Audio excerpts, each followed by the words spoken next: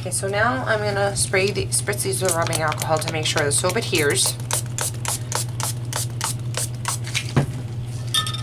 And I don't think I'm gonna have enough soap to fill all of them because I was kind of free-handing it.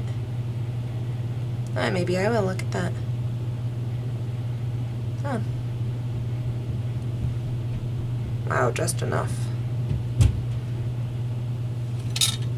And again, you're gonna spritz your rubbing alcohol on your soaps. And you're gonna let these sit in the molds for like, I would say 1 to 2 hours.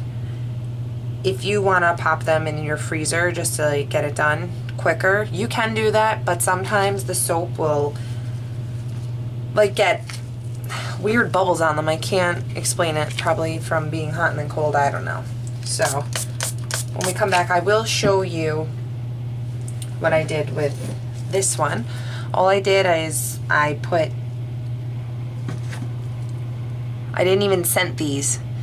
I put soap into the mold, and then this, I halfway clear soap, and on the back of it, I put clear, on the back of the heart, I put clear and place it there.